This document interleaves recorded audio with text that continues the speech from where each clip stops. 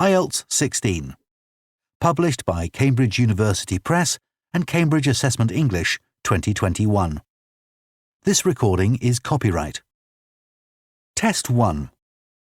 This is the IELTS listening test. You will hear a number of different recordings and you will have to answer questions on what you hear. There will be time for you to read the instructions and questions, and you will have a chance to check your work. All the recordings will be played once only. The test is in 4 parts. At the end of the test, you will be given 10 minutes to transfer your answers to the answer sheet. Now turn to Part 1.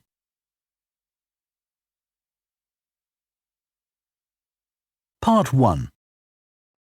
You will hear a man phoning to find out about some children's engineering workshops.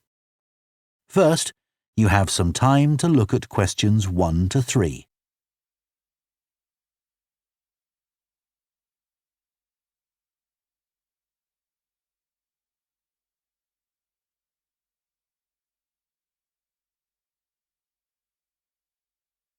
Now listen carefully and answer questions 1 to 3. Hello, Children's Engineering Workshops. Oh, hello. I wanted some information about the workshops in the school holidays. Sure. I have 2 daughters who are interested. The younger one's Lydia. She's 4. Do you take children as young as that? Yes, our tiny engineers workshop is for 4 to 5-year-olds. What sorts of activities do they do? All sorts. For example, they work together to design a special cover that goes round an egg, so that when it's inside, they can drop it from a height and it doesn't break. Well, sometimes it does break, but that's part of the fun. Right. And Lydia loves building things. Is there any opportunity for her to do that? Well, they have a competition to see who can make the highest tower. You'd be amazed how high they can go. Right. But they're learning all the time as well as having fun. For example, one thing they do is to design and build a car that's attached to a balloon, and the force of the air in that actually powers the car and makes it move along. They go really fast too. Okay, well, all this sounds perfect. Before you hear the rest of the conversation, you have some time to look at questions 4 to 10.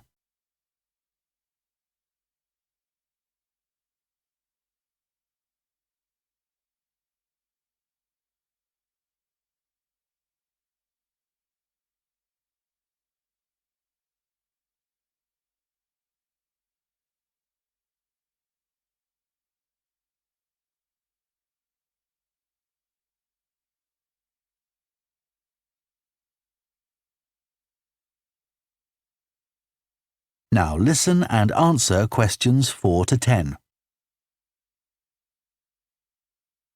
Now, Carly, that's my older daughter, has just had her 7th birthday. So presumably she'd be in a different group. Yes, she'd be in the junior engineers. That's for children from 6 to 8. And do they do the same sorts of activities? Some are the same, but a bit more advanced.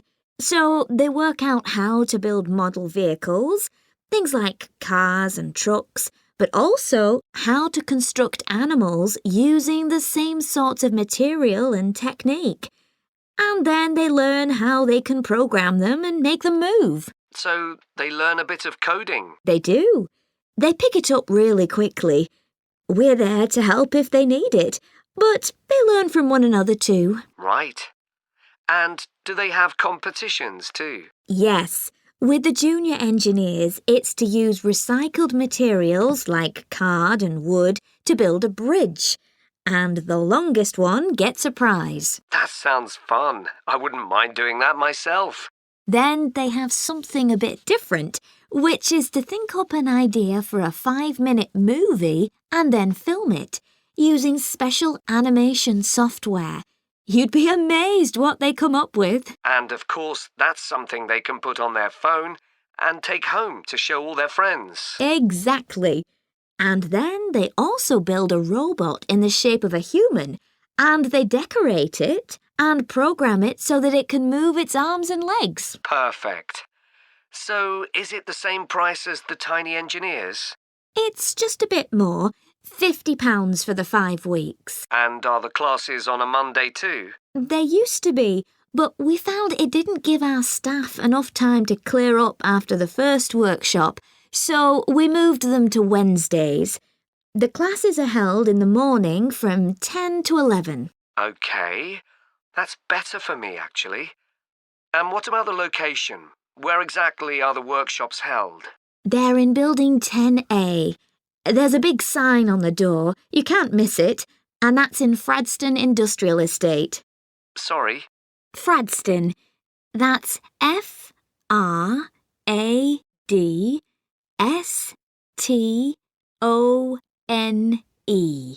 And that's in Grassford, isn't it? Yes, up past the station. And will I have any parking problems there? No, there's always plenty available. So, would you like to enrol Lydia and Carly now? OK. So, can I have your full name and... That is the end of Part 1. You now have half a minute to check your answers to Part 1.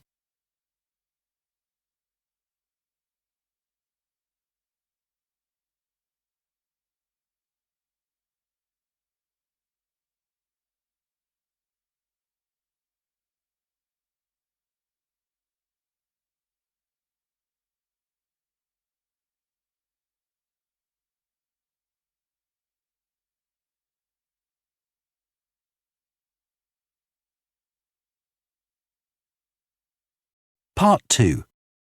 You will hear the managing director of a company called Stevenson's welcoming a group of work experience students. First, you have some time to look at questions 11 to 14.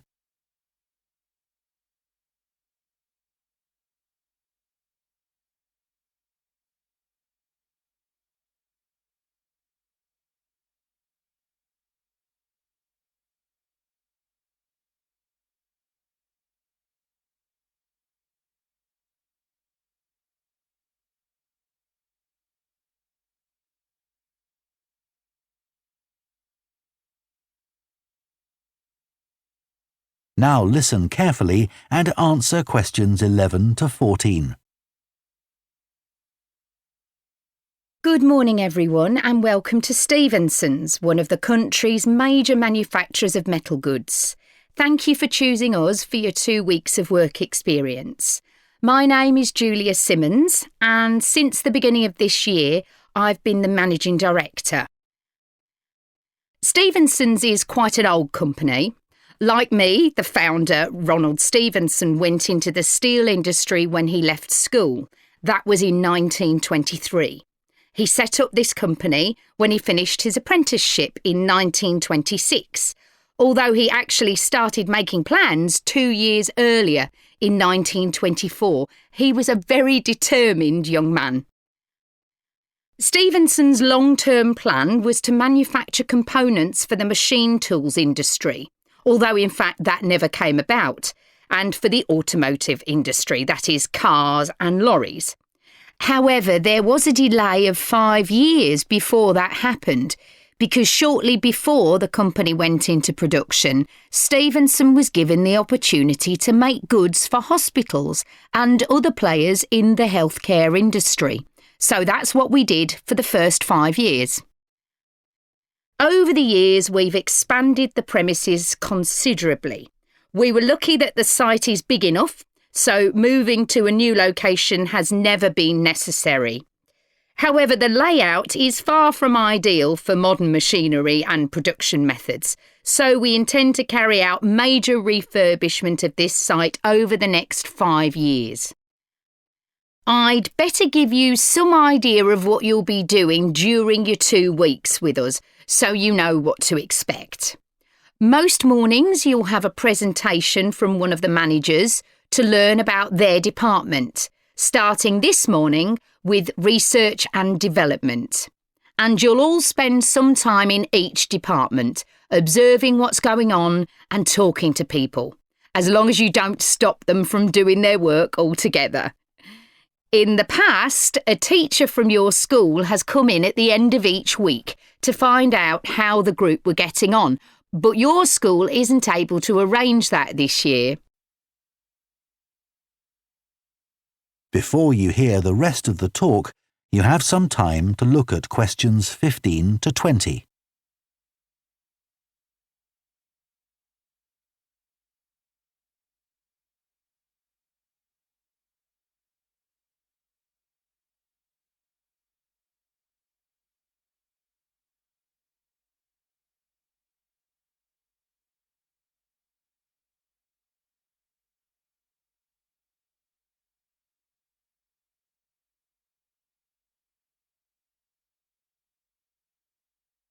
Now listen and answer questions 15 to 20. OK, now I'll briefly help you to orientate yourselves around the site. As you can see, we're in the reception area, which we try to make attractive and welcoming to visitors.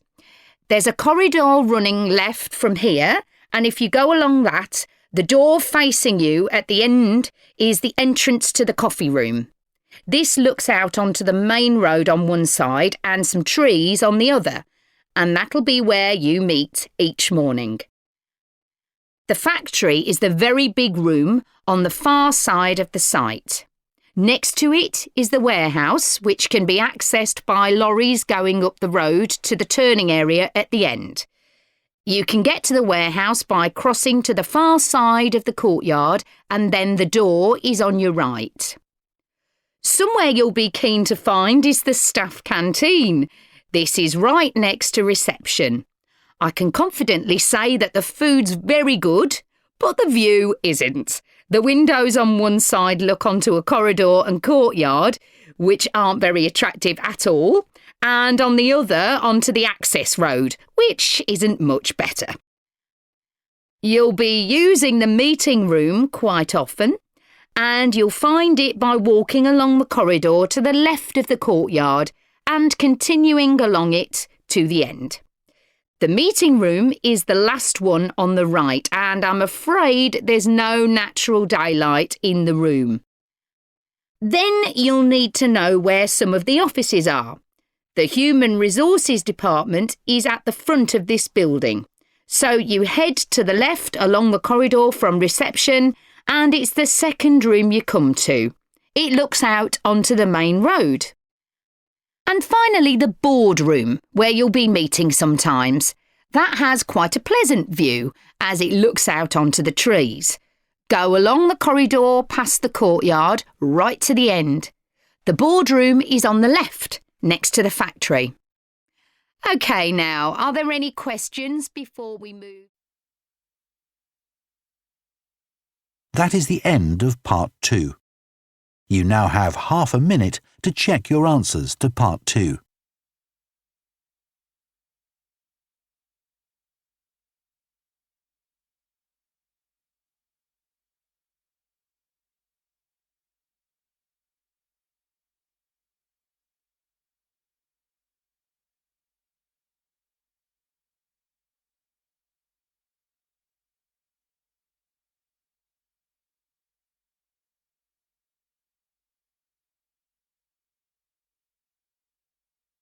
Part 3. You will hear two students called Jess and Tom discussing their art projects. First, you have some time to look at questions 21 to 24.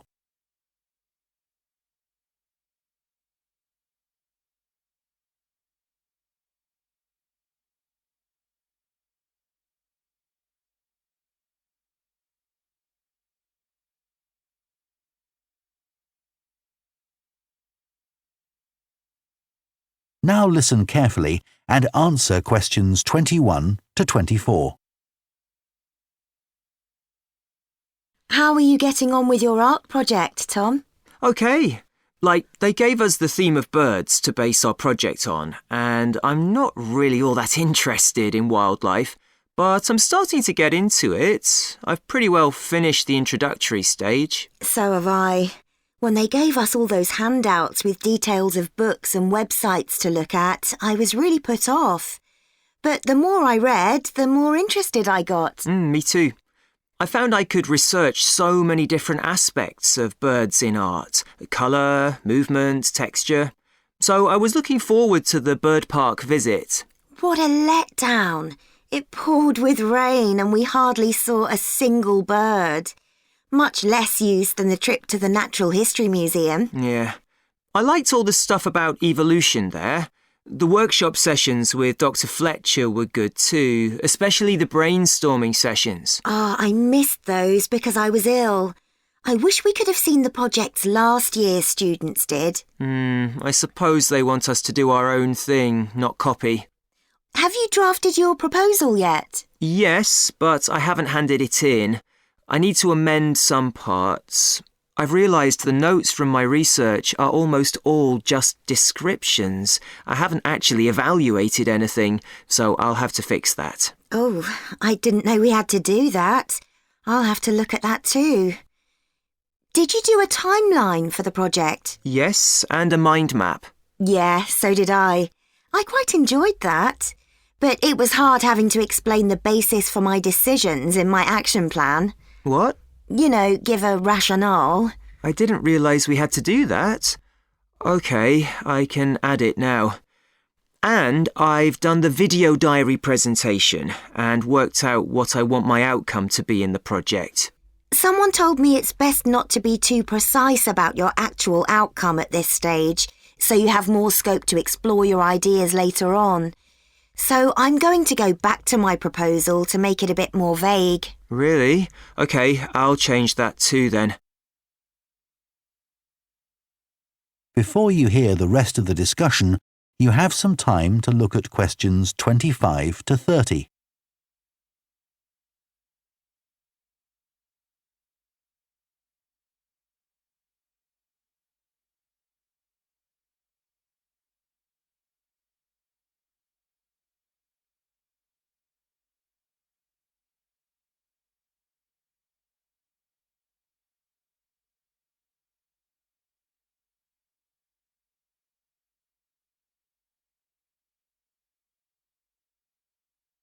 Now listen and answer questions 25 to 30.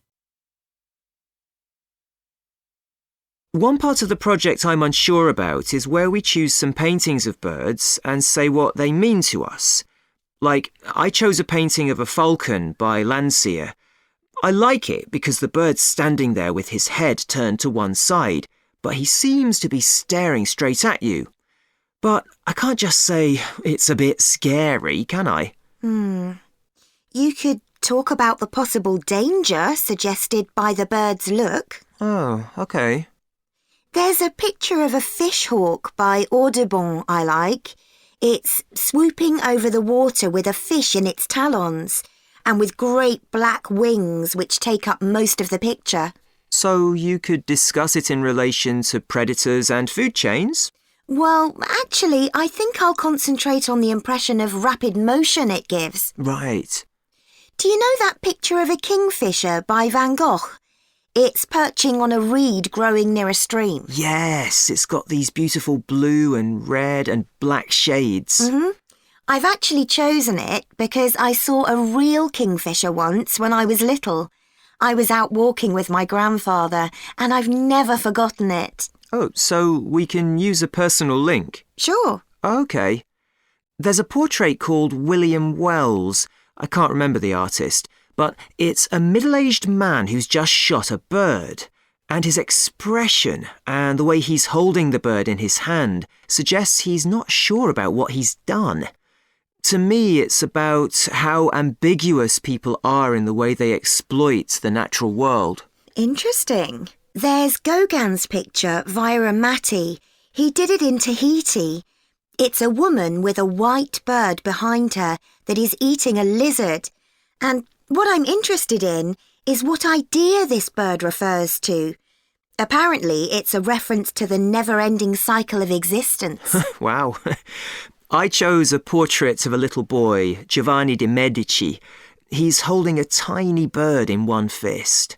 I like the way he's holding it carefully so he doesn't hurt it. Oh, right.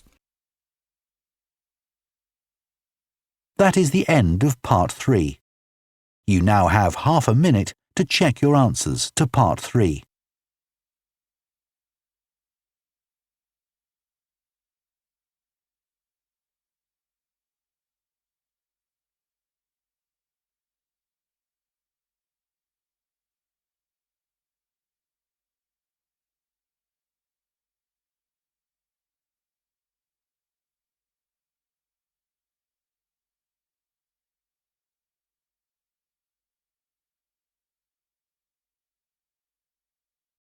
Part 4.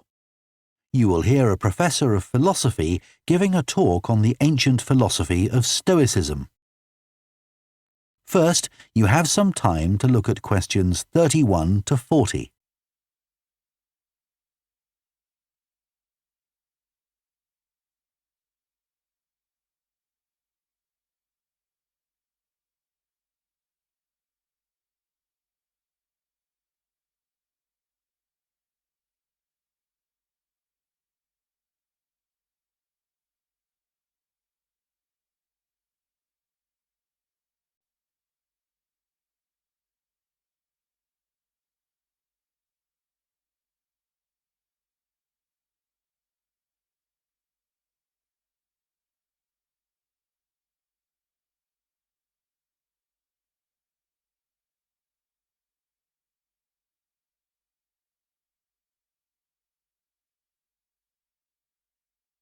Now listen carefully and answer questions 31 to 40. Ancient philosophy is not just about talking or lecturing or even reading long, dense books.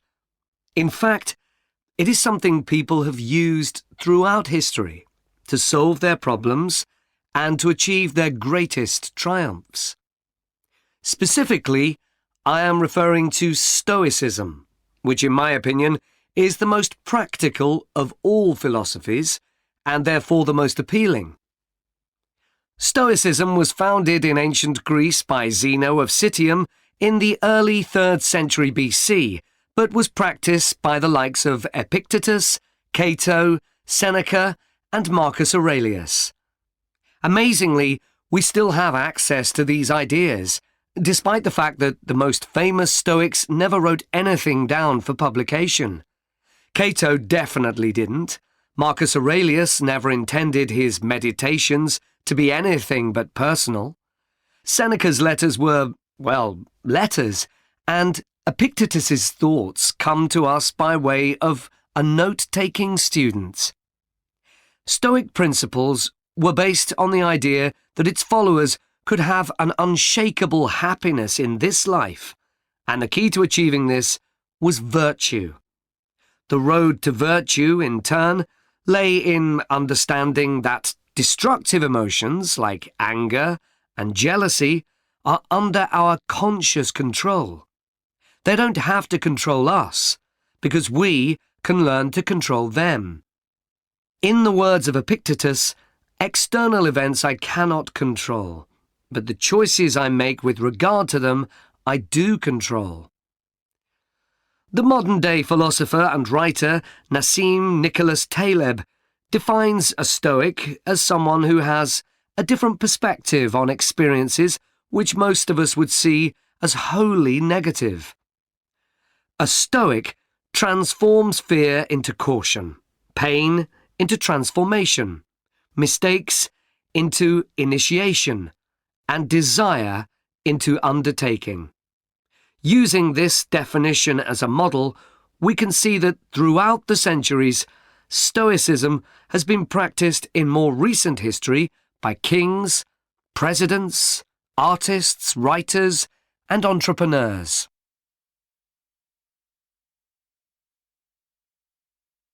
The founding fathers of the United States were inspired by the philosophy. George Washington was introduced to Stoicism by his neighbours at age 17, and later put on a play based on the life of Cato to inspire his men. Thomas Jefferson kept a copy of Seneca beside his bed. Writers and artists have also been inspired by the Stoics. Eugene Delacroix, the renowned French Romantic artist, known best for his painting Liberty Leading the People, was an ardent Stoic, referring to it as his consoling religion.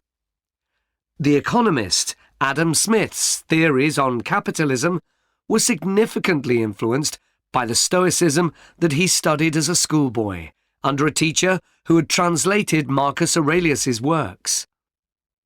Today's political leaders are no different, with many finding their inspiration from the ancient texts.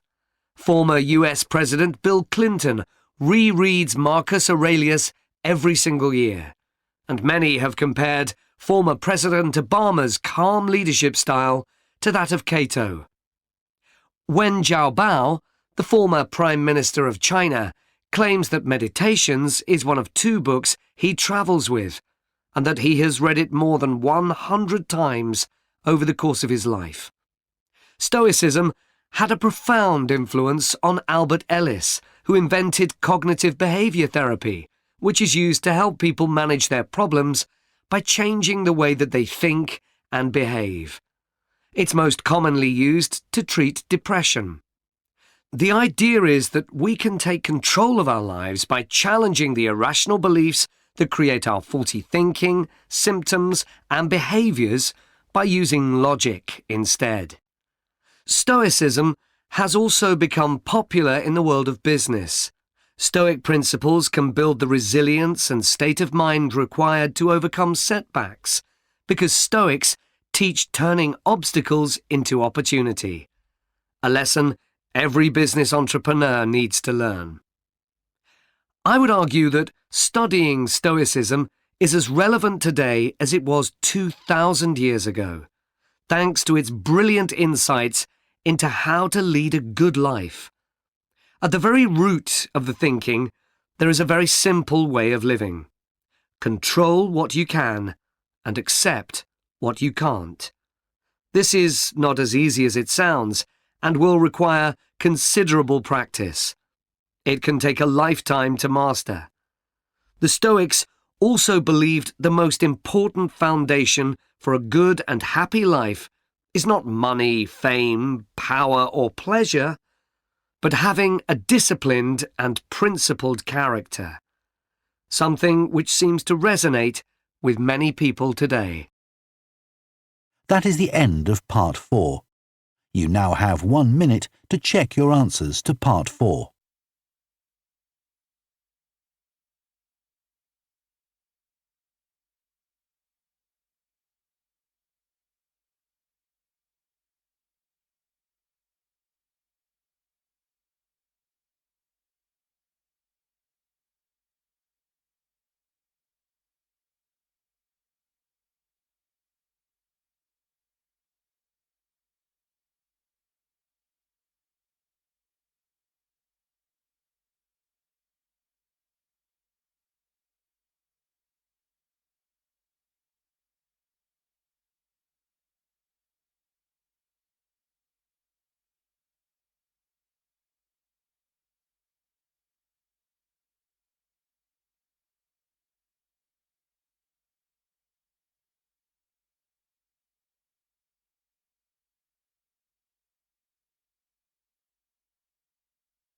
That is the end of the listening test.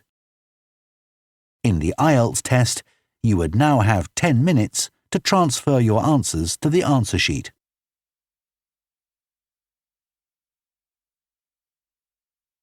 Test 2. This is the IELTS listening test. You will hear a number of different recordings and you will have to answer questions on what you hear. There will be time for you to read the instructions and questions, and you will have a chance to check your work. All the recordings will be played once only. The test is in 4 parts. At the end of the test, you will be given 10 minutes to transfer your answers to the answer sheet. Now turn to Part 1.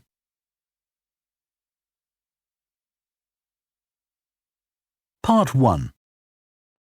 You will hear a woman phoning a company that converts old photographs to digital format. First, you have some time to look at questions 1 to 3.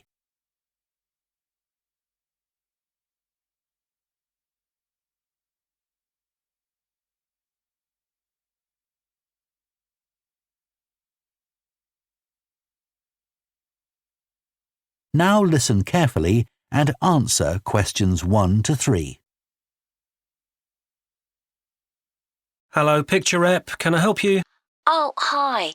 I saw your advertisement about copying pictures to disk, and I'd like a bit more information about what you do.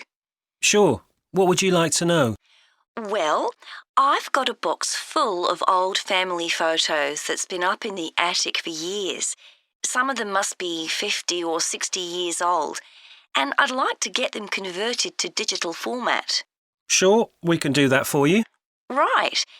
And what about size? The photos are all sorts of sizes. Are there any restrictions? Well, the maximum size of photo we can do with our normal service is 30 centimetres, and each picture must be at least 4 centimetres. That's the minimum we can cope with. Well, that should be fine. And some of them are in a frame. Should I take them out before I send them? Yes, please. We can't copy them otherwise. And also the photos must all be separate. They mustn't be stuck into an album. OK, that's not a problem. So, can you give me an idea of how much this will cost? I've got about 360 photos, I think. We charge £195 for 300 to 400 photos for the basic service. OK, and does that include the disc? Yes, one disc, but you can get extra ones for £5 each. That's good. So, do I need to pay when I send you the photos? No, we won't need anything until we've actually copied the pictures. Then we'll let you know how much it is, and once we've received the payments, we'll send the parcel off to you. Right. Before you hear the rest of the conversation, you have some time to look at questions 4 to 10.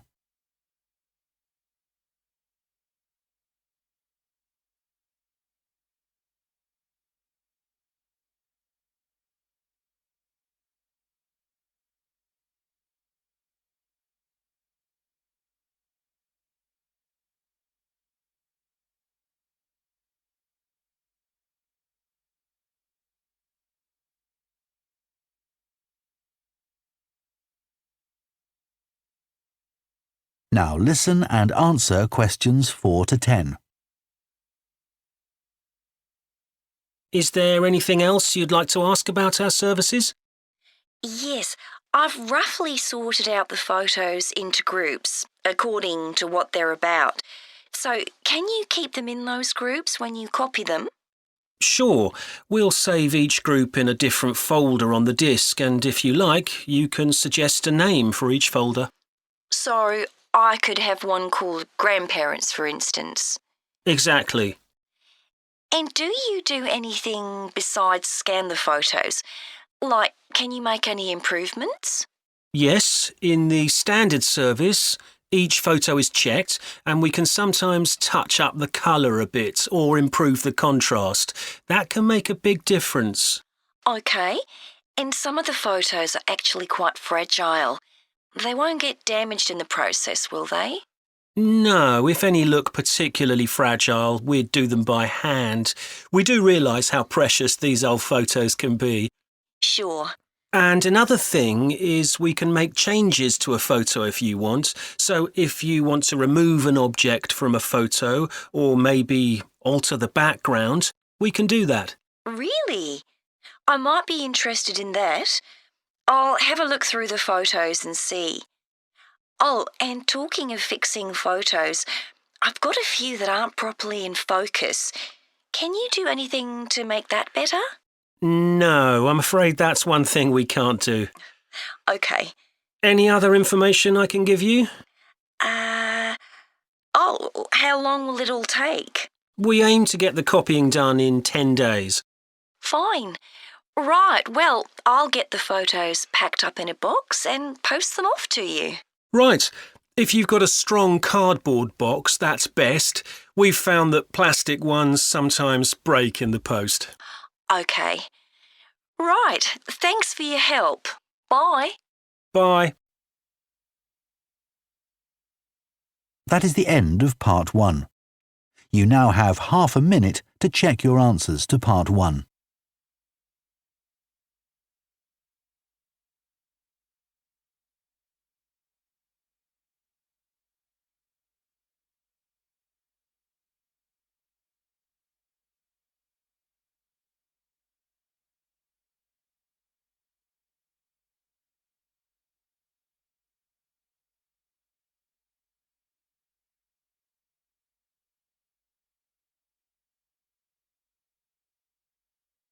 Part 2.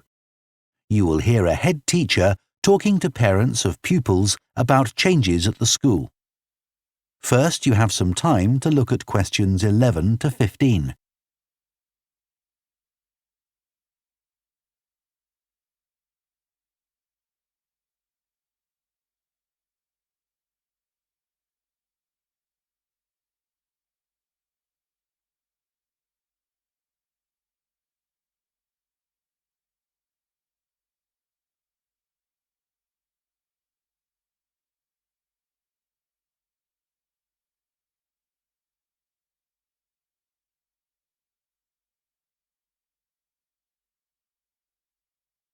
Now listen carefully and answer questions 11 to 15.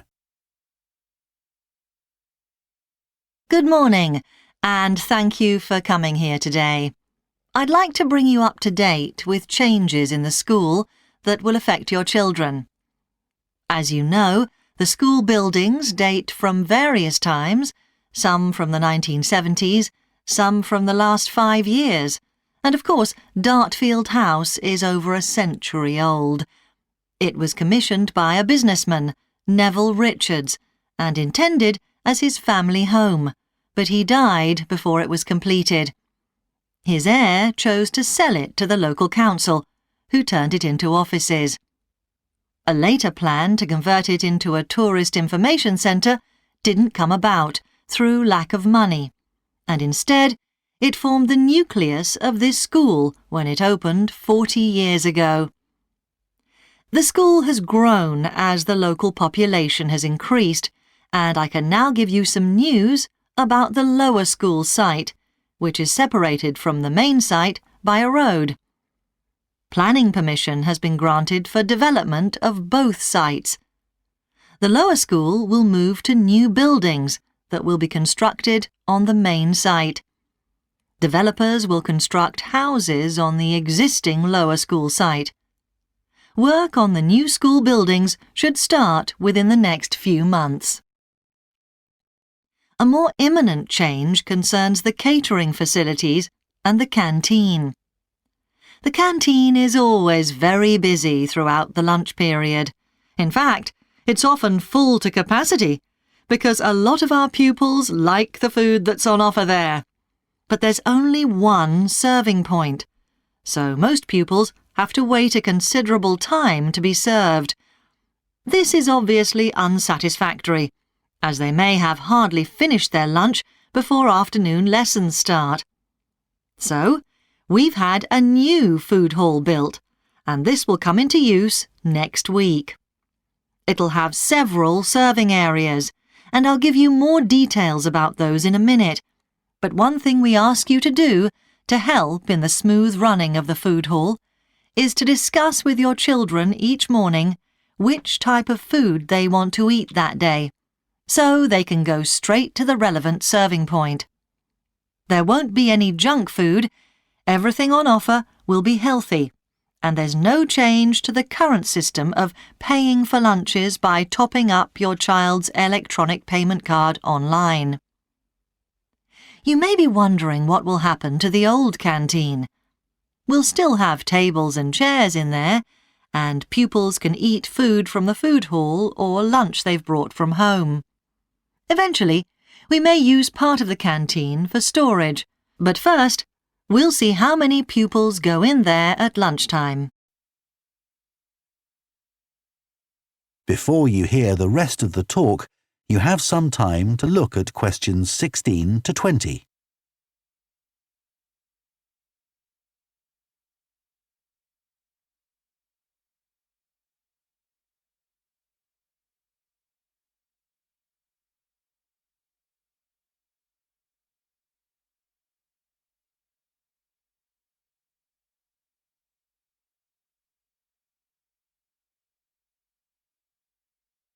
Now listen and answer questions 16 to 20.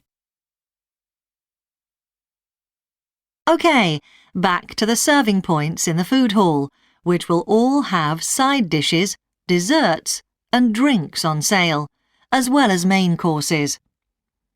One serving point we call World Adventures. This will serve a different country's cuisine each day. Maybe Chinese one day and Lebanese the next.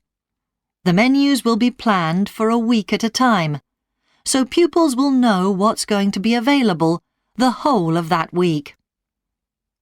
Street life is also international, with food from 3 particular cultures. We'll ask pupils to make suggestions, so perhaps sometimes there'll be food from Thailand, Ethiopia and Mexico, and then one of them will be replaced by Jamaican food for a week or 2. The Speedy Italian serving point will cater particularly for the many pupils who don't eat meat or fish. They can be sure that all the food served there is suitable for them. There'll be plenty of variety, so they shouldn't get bored with the food. OK, that's all on the new food hall. Now, after-school lessons.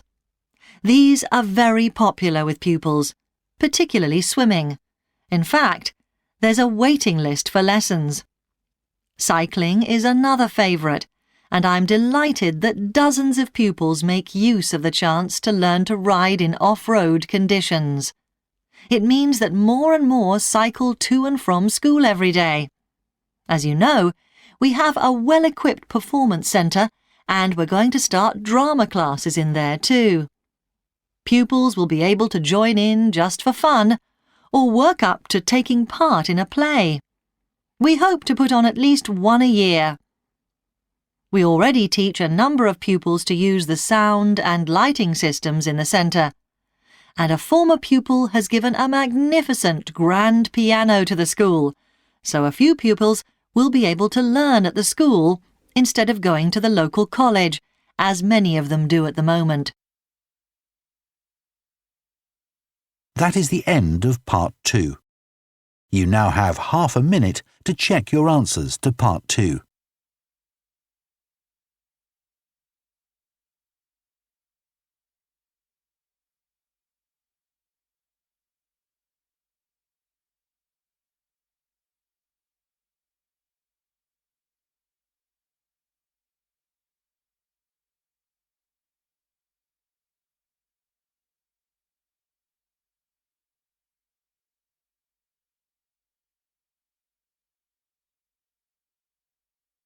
Part 3.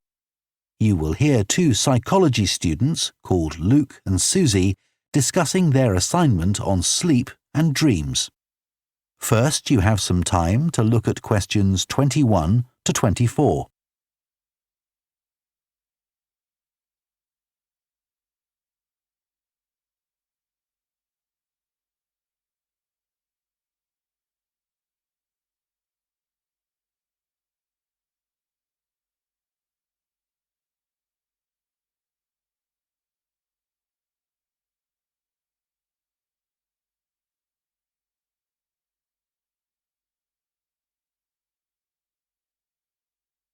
Now listen carefully and answer questions 21 to 24.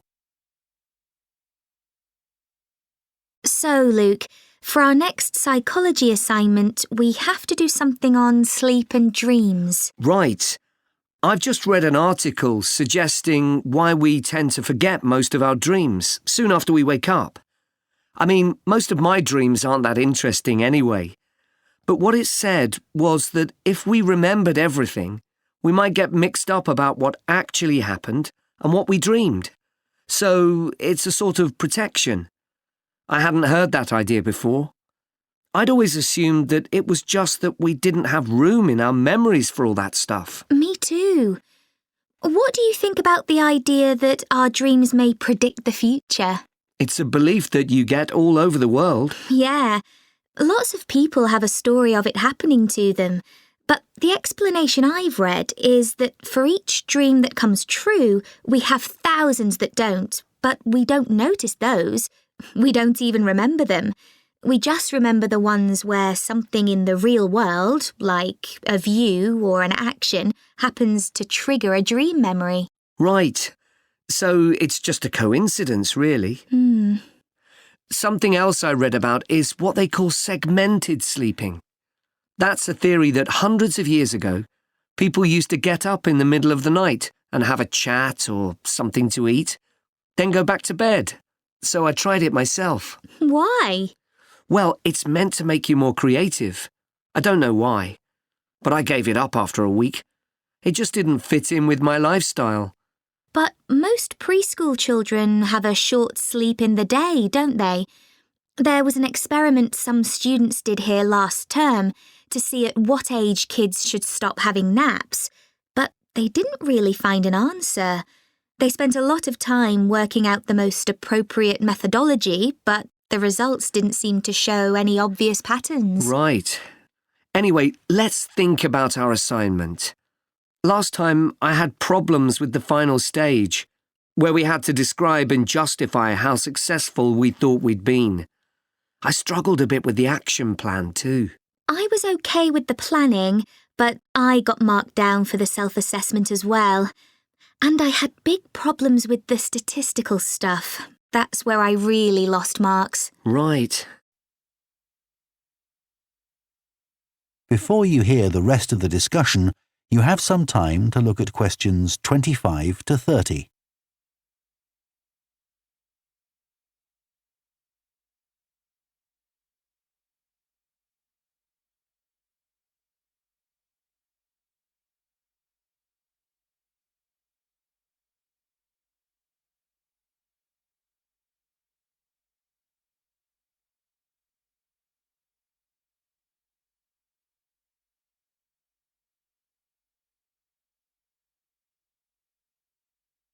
Now listen and answer questions 25 to 30. So, shall we plan what we have to do for this assignment? Okay. First, we have to decide on our research question. So, how about, is there a relationship between hours of sleep and number of dreams? Okay. Then we need to think about who we'll do the study on. About 12 people? Right. And shall we use other psychology students? Let's use people from a different department. What about history?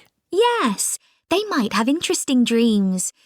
Or literature students. I don't really know any. OK, forget that idea. Then we have to think about our methodology. So we could use observation, but that doesn't seem appropriate. No. It needs to be self-reporting, I think. And we could ask them to answer questions online. But in this case, paper might be better, as they'll be doing it straight after they wake up. In fact, while they're still half asleep. Right. And we'll have to check the ethical guidelines for this sort of research. Because our experiment involves humans, so there are special regulations. Yes. I had a look at those for another assignment I did. There's a whole section on risk assessment, and another section on making sure they aren't put under any unnecessary stress. Let's hope they don't have any bad dreams. Yeah. Then, when we've collected all our data, we have to analyse it and calculate the correlation between our two variables. That's time sleeping and number of dreams. And then present our results visually in a graph. Right, and the final thing is to think about our research and evaluate it. So that seems quite straightforward. Yeah. So now let's get started. That is the end of Part 3. You now have half a minute to check your answers to Part 3.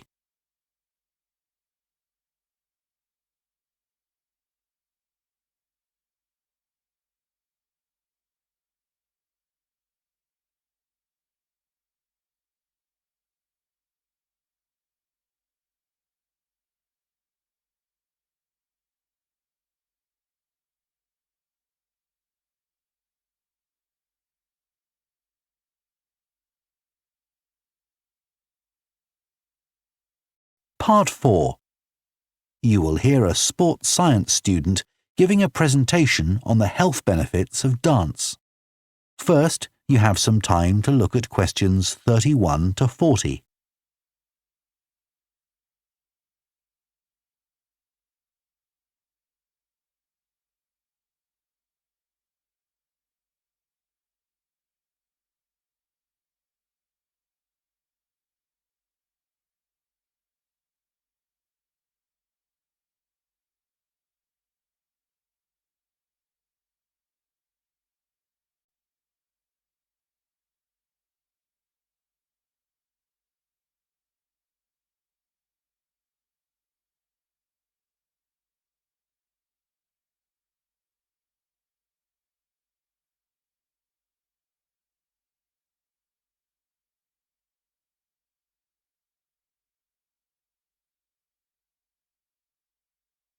Now listen carefully and answer questions 31 to 40. Dancing is something that humans do when they want to have a good time. It's a universal response to music found in all cultures. But what's only been discovered recently is that dancing not only makes us feel good, it's also extremely good for our health. Dancing, like other forms of exercise, releases hormones, such as dopamine, which make us feel relaxed and happy. And it also reduces feelings of stress or anxiety. Dancing is also a sociable activity, which is another reason it makes us feel good. One study compared people's enjoyment of dancing at home in front of a video with dancing in a group in a studio. The people dancing in a group reported feeling happier, whereas those dancing alone did not. In another experiment, university researchers at York and Sheffield took a group of students and sent each of them into a lab where music was played for 5 minutes.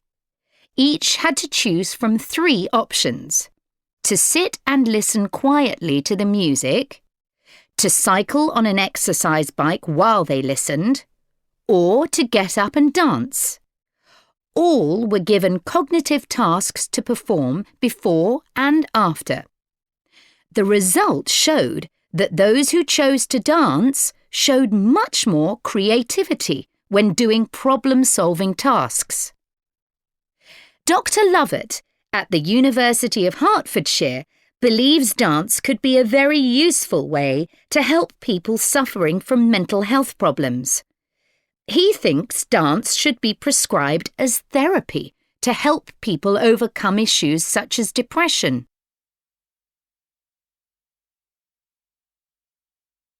It's well established that dance is a good way of encouraging adolescent girls to take exercise.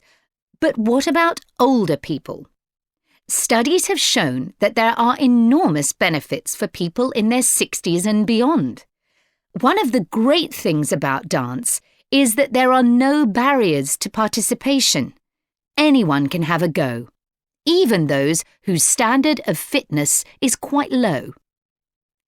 Dance can be especially beneficial for older adults who can't run or do more intense workouts, or for those who don't want to. One 2015 study found that even a gentle dance workout helps to promote a healthy heart.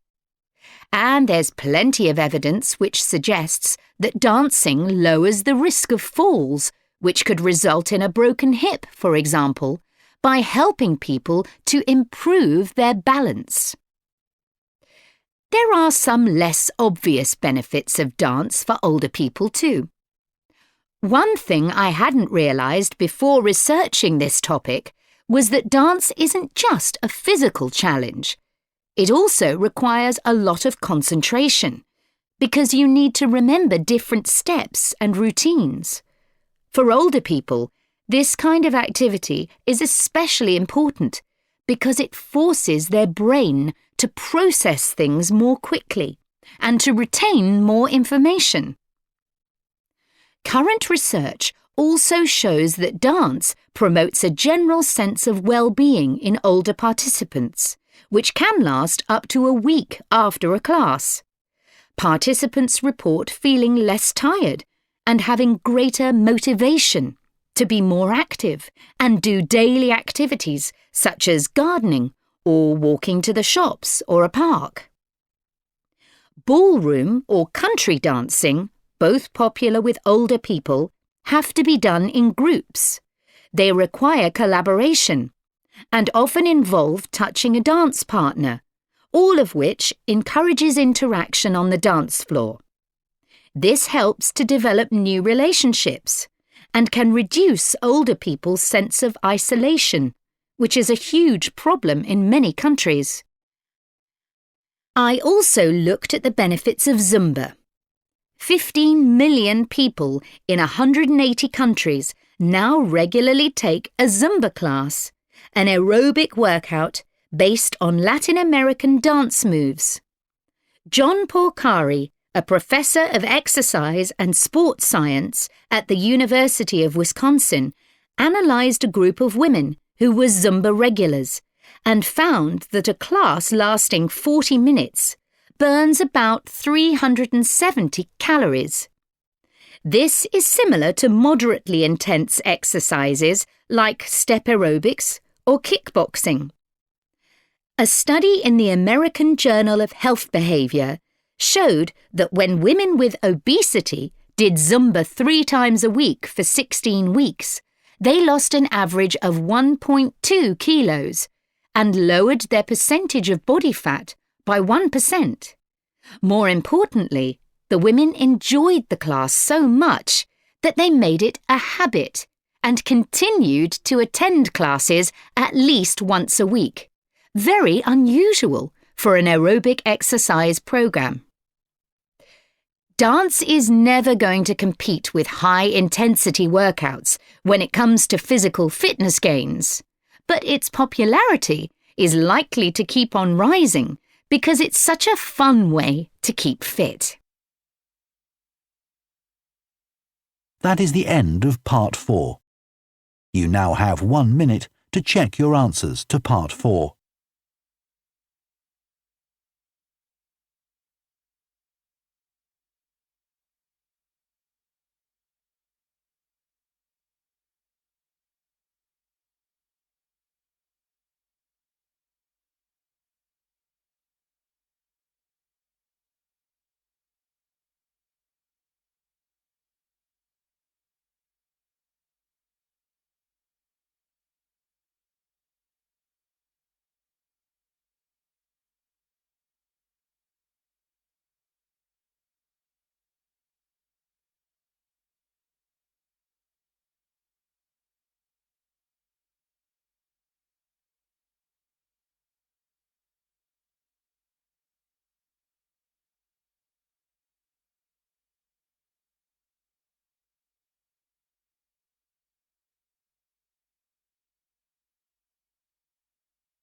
That is the end of the listening test. In the IELTS test, you would now have 10 minutes to transfer your answers to the answer sheet.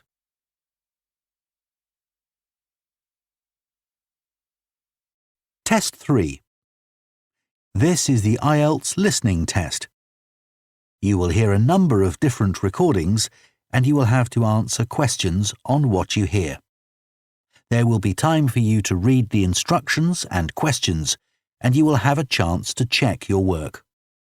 All the recordings will be played once only. The test is in 4 parts. At the end of the test, you will be given 10 minutes to transfer your answers to the answer sheet.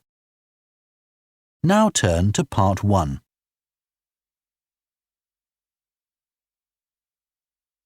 Part 1. You will hear a woman phoning to ask about a summer cycling camp for her young son, who is called Charlie. First, you have some time to look at questions 1 to 5.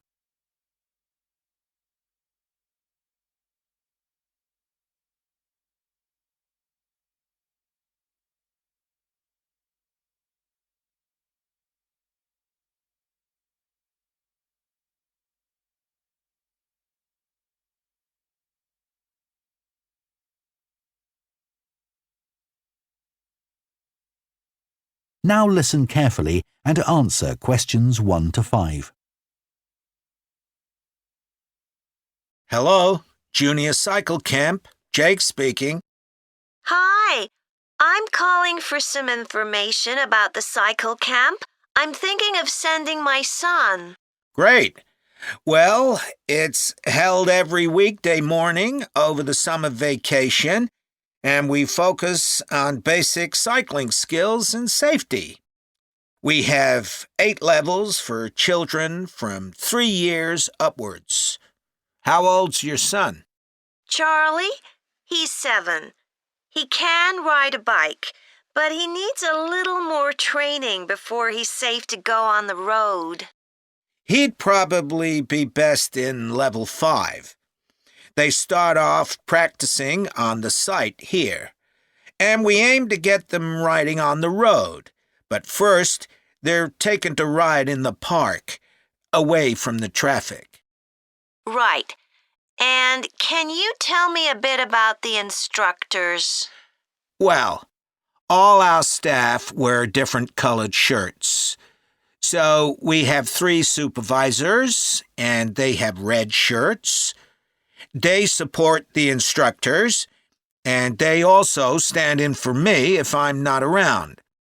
Then the instructors themselves are in blue shirts, and one of these is responsible for each class. Okay. In order to be accepted, all our instructors have to submit a reference from someone who's seen them work with children. Like if they've worked as a babysitter, for example. Then they have to complete our training course, including how to do lesson plans and generally care for the well-being of the kids in their class. They do a great job, I have to say. Right. And tell me a bit about the classes. What size will Charlie's class be? We have a limit of 8 children in each class, so their instructor really gets to know them well. They're out riding most of the time, but they have quiet times too, where their instructor might tell them a story that's got something to do with cycling, or get them to play a game together. It's a lot of fun. It must be.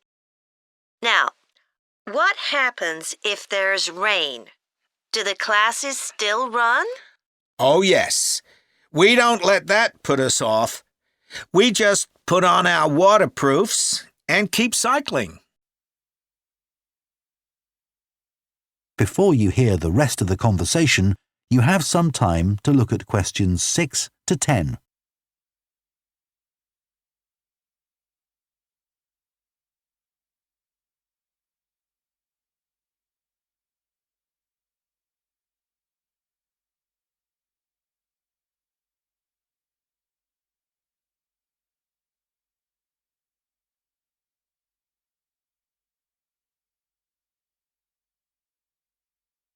Now listen and answer questions 6 to 10.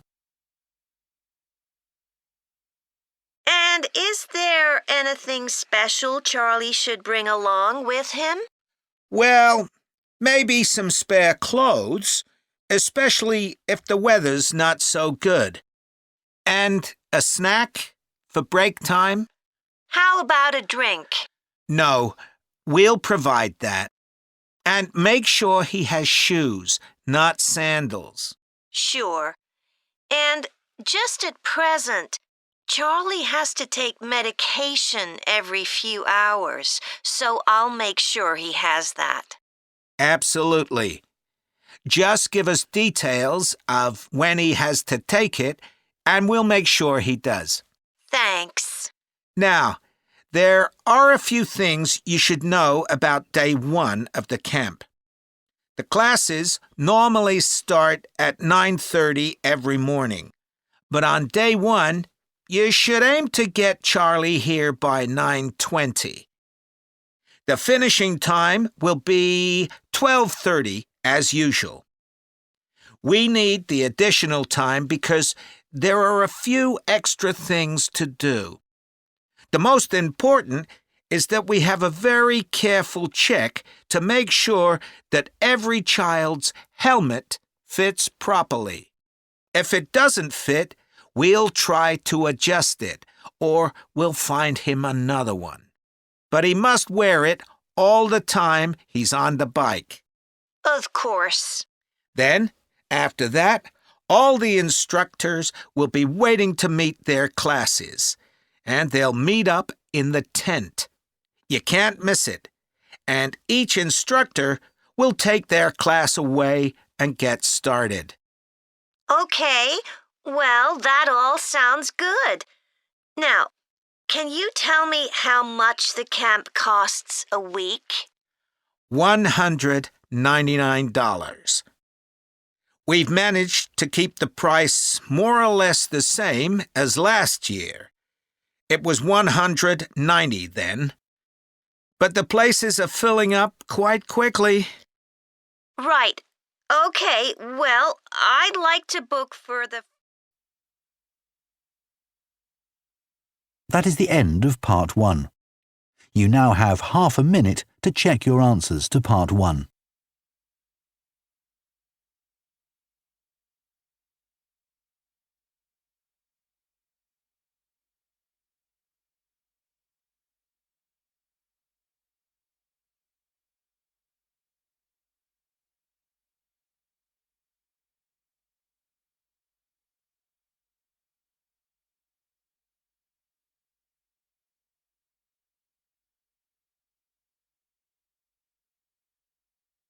Part 2.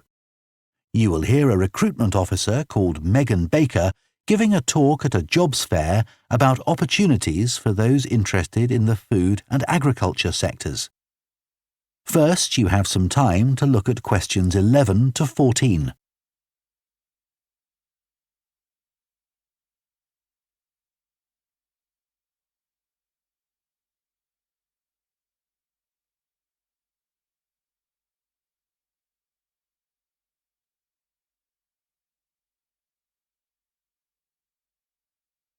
Now listen carefully and answer questions 11 to 14. Hello everyone. My name's Megan Baker and I'm a recruitment consultant at AVT Recruitment Specialists. Now, our company specialises in positions that involve working in the agriculture and horticulture sectors, so that's fresh food production, garden and park maintenance and so on. And these sectors do provide some very special career opportunities. For a start, they often offer opportunities for those who don't want to be stuck with a 40-hour week, but need to juggle work with other responsibilities, such as childcare. And this is very important for many of our recruits. Some people like working in a rural setting, surrounded by plants and trees instead of buildings, although we can't guarantee that. But there are certainly health benefits, especially in jobs where you're not sitting all day looking at a screen, a big plus for many people. Salaries can sometimes be good too, although there's a lot of variety here.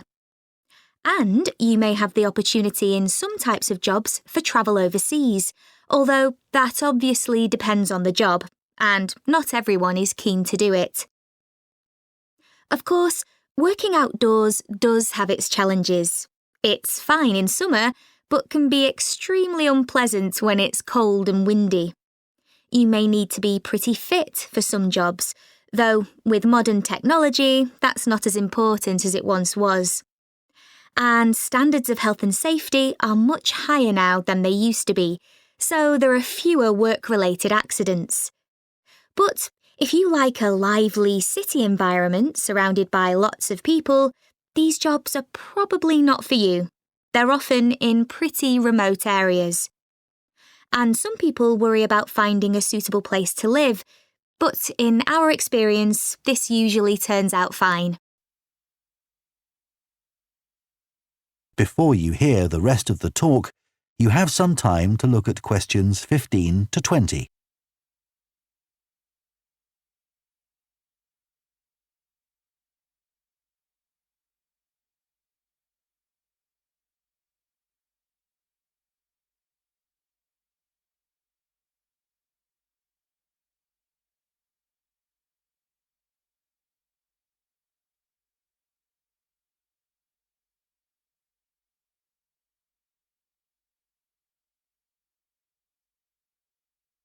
Now listen and answer questions 15 to 20.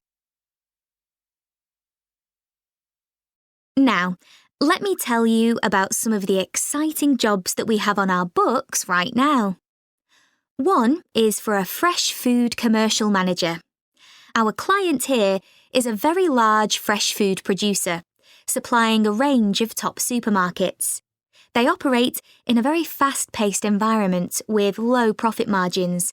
The staff there work hard, but they play hard as well.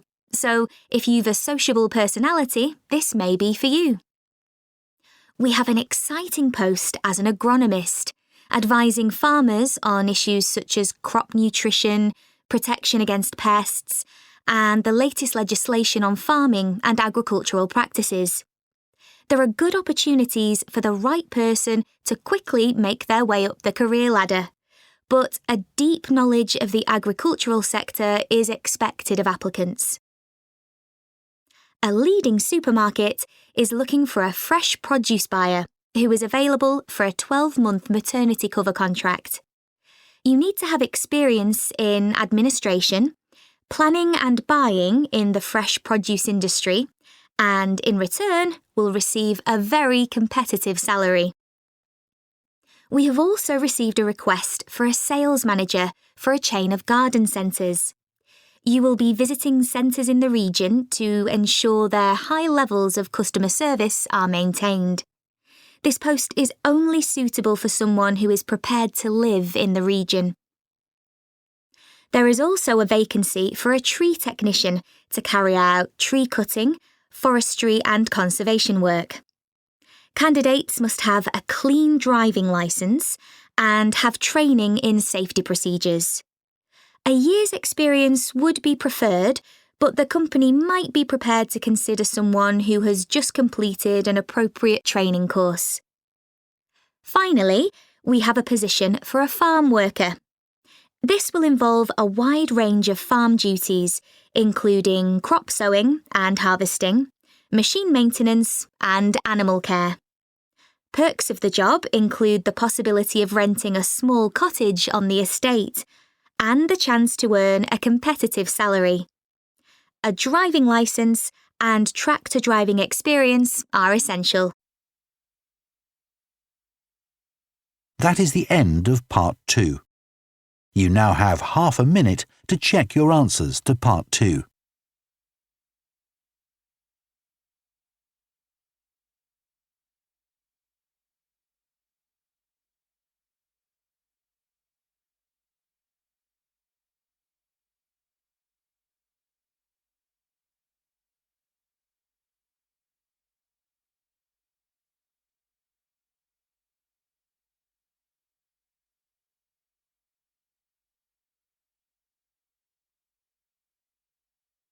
Part 3.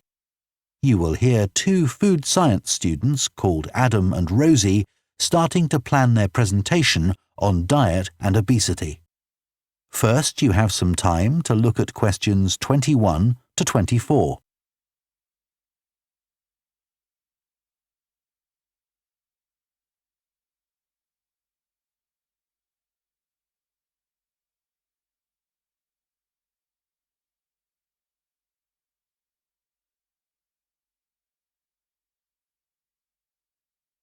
Now listen carefully and answer questions 21 to 24.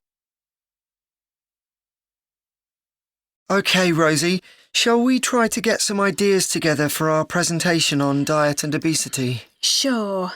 I can talk about the experiment I did to see if people can tell the difference between real sugar and artificial sweeteners. Where you gave people drinks with either sugar or artificial sweeteners, and they had to say which they thought it was? Yeah, it took me ages to decide exactly how I'd organise it, especially how I could make sure that people didn't know which drink I was giving them.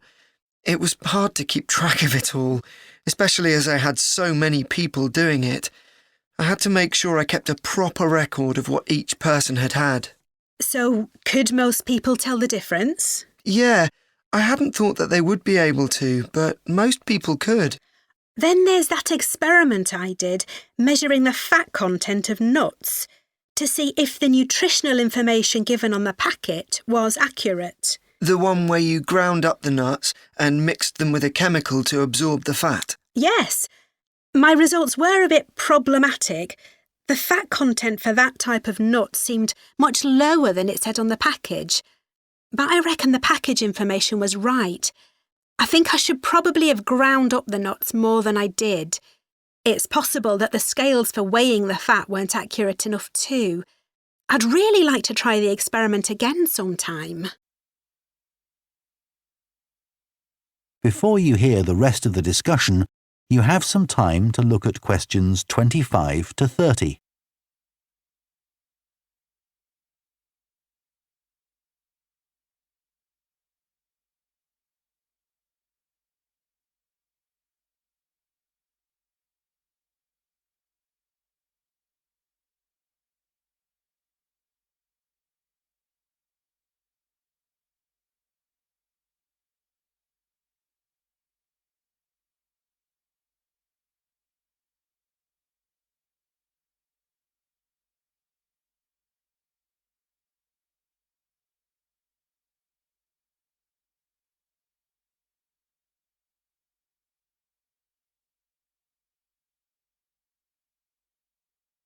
Now listen and answer questions 25 to 30. So, what can we say about helping people to lose weight? There's a lot we could say about what restaurants could do to reduce obesity. I read that the items at the start of a menu and the items at the end of a menu are much more likely to be chosen than the items in the middle. So, if you put the low-calorie items at the beginning and end of the menu, people will probably go for the food with fewer calories without even realising what they're doing. I think food manufacturers could do more to encourage healthy eating. How? Well, when manufacturers put calorie counts of a food on the label, they're sometimes really confusing, and I suspect they do it on purpose, because food that's high in calories tastes better, and so they'll sell more. Yeah, so if you look at the amount of calories in a pizza, they'll give you the calories per quarter pizza, and you think, oh, that's not too bad. But who's going to eat a quarter pizza? Exactly. I suppose another approach to this problem is to get people to exercise more. Right. In England, the current guidelines offer at least 30 minutes of brisk walking 5 days a week. Now, when you ask them, about 40% of men and 30% of women say they do this. But when you objectively measure the amount of walking they do with motion sensors, you find that only 6% of men and 4% of women do the recommended amount of exercise. So you can see why obesity is growing. So how can people be encouraged to take more exercise? Well, for example, think of the location of stairs in a train station. If people reach the stairs before they reach the escalator when they're leaving the station, they're more likely to take the stairs. And if you increase the width of the stairs, you'll get more people using them at the same time. It's an unconscious process and influenced by minor modifications in their environment. Right. And it might not be a big change, but if it happens every day, it all adds up. Yes, But actually, I'm not sure if we should be talking about exercise in our presentation. Well, we've done quite a bit of reading about it. I know, but it's going to mean we have a very wide focus. And our tutor did say that we need to focus on causes and solutions in terms of nutrition. Oh, I suppose so. And we've got plenty of information about that. OK, well, that will be simpler. So, what shall we do now? We've still got half an hour before our next lecture. Let's think about what we're going to include and what will go where. Then we can decide what slides we need. OK, fine. That is the end of Part 3. You now have half a minute to check your answers to Part 3.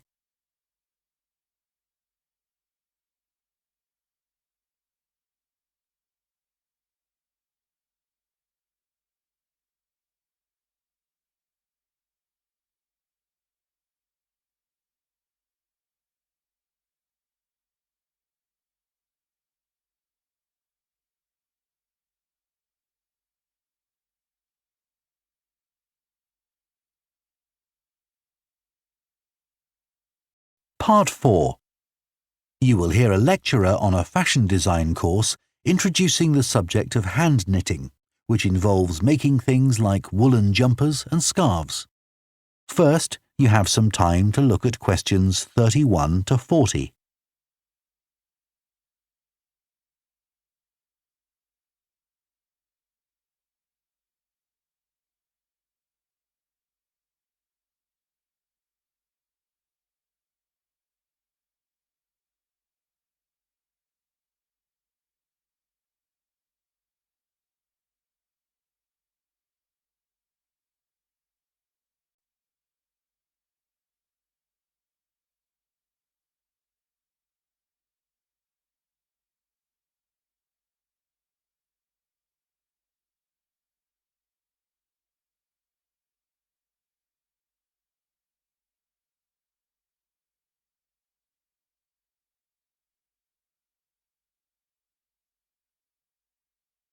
Now listen carefully and answer questions 31 to 40. Good morning, everyone.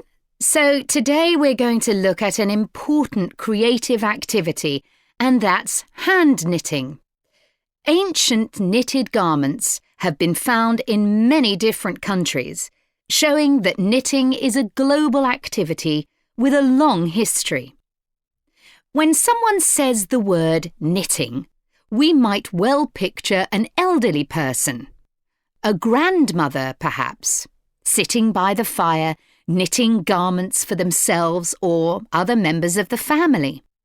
It's a homely image, but one that may lead you to feel that knitting is an activity of the past. And indeed, during the previous decade, it was one of the skills that was predicted to vanish from everyday life. For although humans have sewn and knitted their own clothing for a very long time, many of these craft-based skills went into decline when industrial machines took over, mainly because they were no longer passed down from one generation to another. However, that's all changing, and interest in knitting classes, in many countries, is actually rising, as more and more people are seeking formal instruction in the skill. With that trend, we're also seeing an increase in the sales figures for knitting equipment. So, why do people want to be taught to knit at a time when a machine can readily do the job for them? The answer is that knitting, as a handicraft, has numerous benefits for those doing it. Let's consider what some of these might be.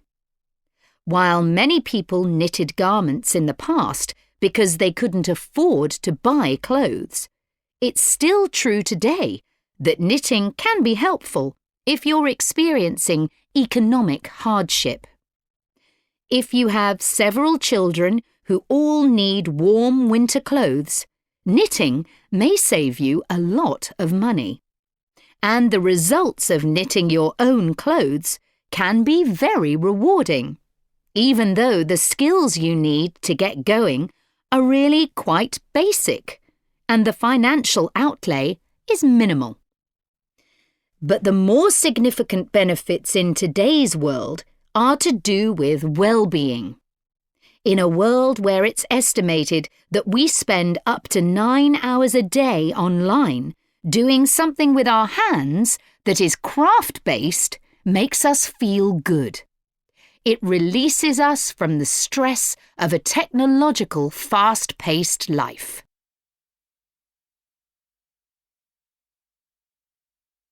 Now, let's look back a bit to early knitting activities. In fact, no one really knows when knitting first began. But archaeological remains have disclosed plenty of information for us to think about.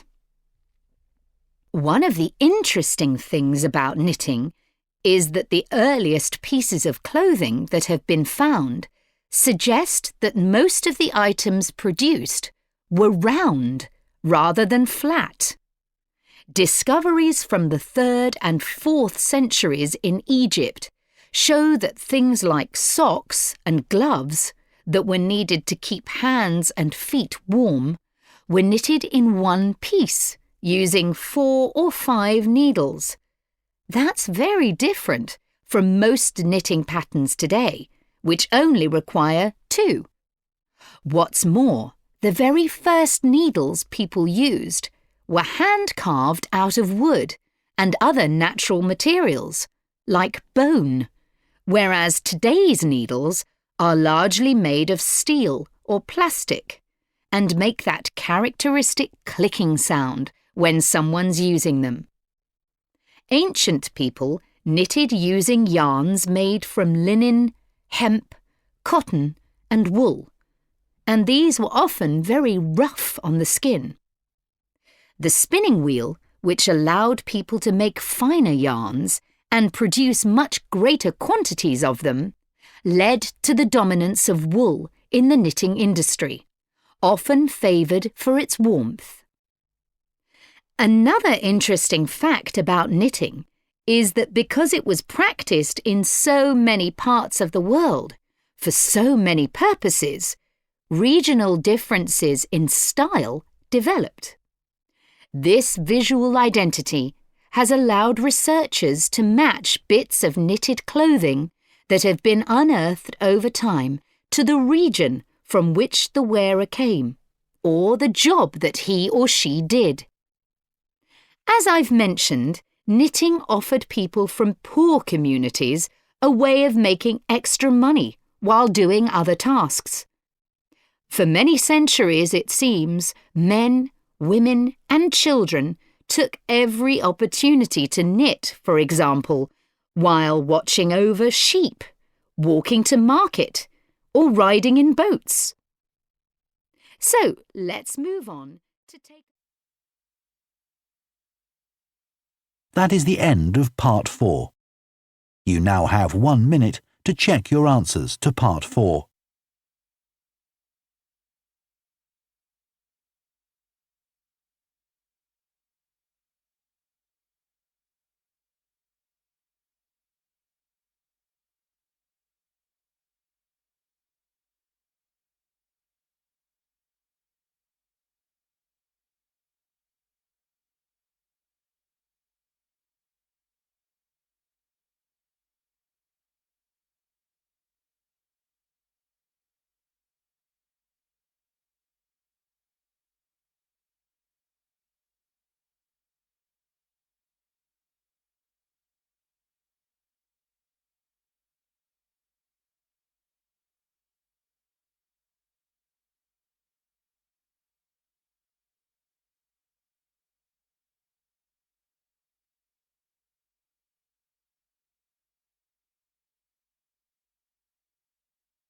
That is the end of the listening test.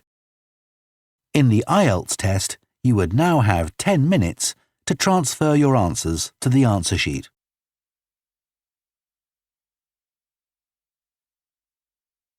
Test 4. This is the IELTS listening test. You will hear a number of different recordings and you will have to answer questions on what you hear. There will be time for you to read the instructions and questions, and you will have a chance to check your work. All the recordings will be played once only. The test is in 4 parts. At the end of the test, you will be given 10 minutes to transfer your answers to the answer sheet. Now turn to Part 1.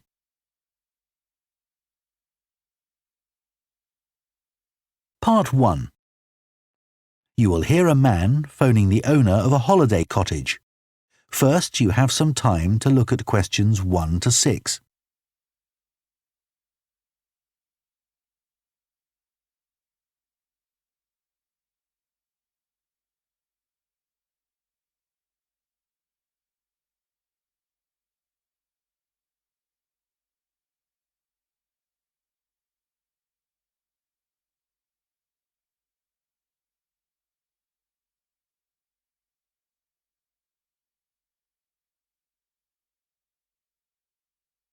Now listen carefully and answer questions 1 to 6. Hello? Oh, hello. I was hoping to speak to Jack Fitzgerald about renting a cottage. I'm his wife Shirley and we own the cottages together, so I'm sure I can help you. Great. My name's Tom. Some friends of ours rented Granary Cottage from you last year and they thought it was great. So my wife and I are hoping to come in May for a week. What date did you have in mind? The week beginning the 14th, if possible. I'll just check. I'm sorry, Tom, it's already booked that week. It's free the week beginning the 28th, though, for 7 nights. In fact, that's the only time you could have it in May. Oh, well, we could manage that, I think. We'd just need to change a couple of things. How much would it cost? That's the beginning of high season, so it'd be £550 for the week. Ah, that's a bit more than we wanted to pay, I'm afraid. We've budgeted up to £500 for accommodation. Well, we've just finished converting another building into a cottage, which we're calling Cherville Cottage. Sorry, what was that again? Cherville. C-H-E-R-V for Victor, I-L. Oh, that's a herb, isn't it? That's right. It grows fairly wild around here. You could have that for the week you want for £480. OK, so could you tell me something about it, please? Of course. The building was built as a garage. It's a little smaller than Granary Cottage. So that must sleep 2 people as well? That's right. There's a double bedroom. Does it have a garden? Yes, you get to it from the living room through French doors, and we provide 2 deck chairs. We hope to build a patio in the near future, but I wouldn't like to guarantee it'll be finished by May. OK. The front door opens onto the old farmyard, and parking isn't a problem. There's plenty of room at the front for that. There are some trees and potted plants there. Before you hear the rest of the conversation, you have some time to look at questions 7 to 10.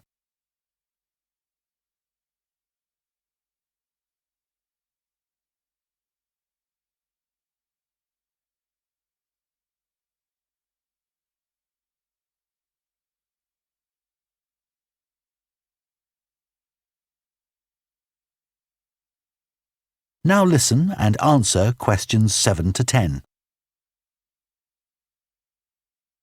What about facilities in the cottage? It has standard things like a cooker and fridge, I presume. In the kitchen area, there's a fridge freezer, and we've just put in an electric cooker. Is there a washing machine? Yes. There's also a TV in the living room, which plays DVDs too. The bathroom is too small for a bath, so there's a shower instead. I think a lot of people prefer that nowadays anyway. It's more environmentally friendly, isn't it? Unless you spend half the day in it. Exactly. What about heating? It sometimes gets quite cool at that time of year.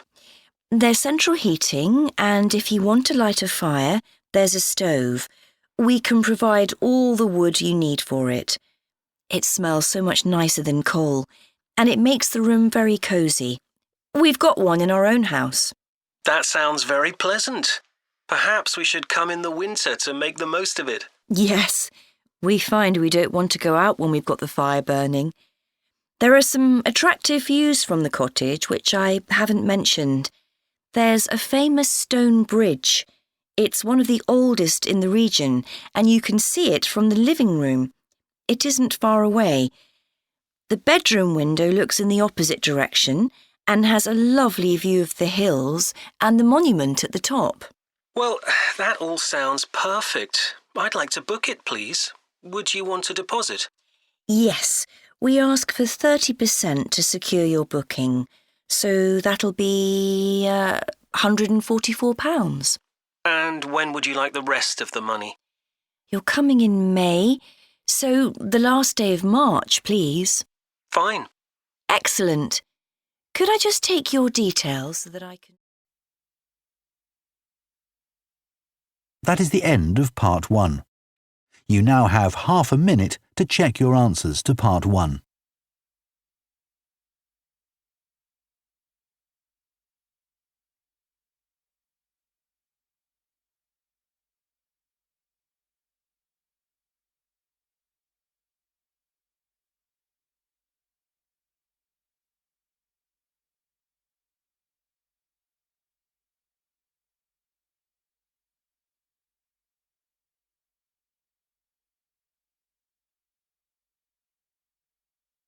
Part 2. You will hear a town councillor reporting on the local transport network and a recreation facility. First, you have some time to look at questions 11 to 14.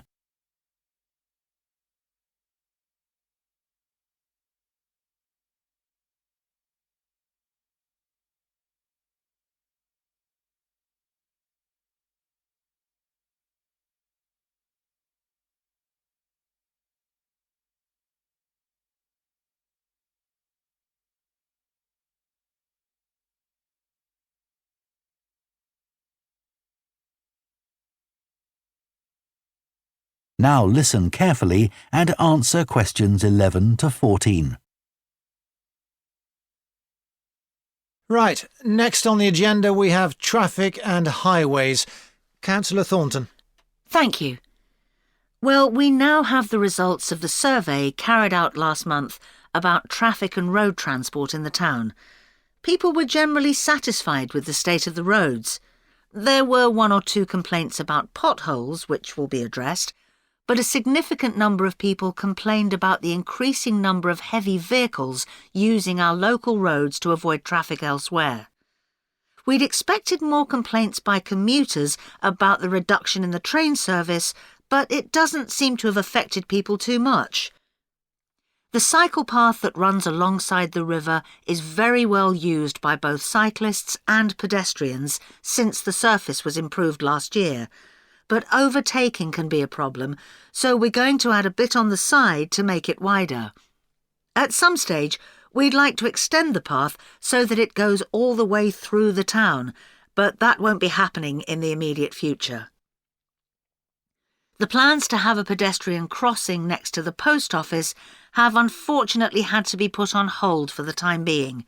We'd budgeted for this to be done this financial year, but then there were rumours that the post office was going to move, which would have meant there wasn't really a need for a crossing. Now they've confirmed that they're staying where they are, but the Highways Department have told us that it would be dangerous to have a pedestrian crossing where we'd originally planned it, as there's a bend in the road there, so that'll need some more thought. On Station Road, near the station and level crossing, drivers can face quite long waits if the level crossing's closed, and we've now got signs up requesting them not to leave their engines running at that time. This means pedestrians waiting on the pavement to cross the railway line don't have to breathe in car fumes. We've had some problems with cyclists leaving their bikes chained to the railings outside the ticket office, but the station has agreed to provide bike racks there. Before you hear the rest of the talk, you have some time to look at questions 15 to 20.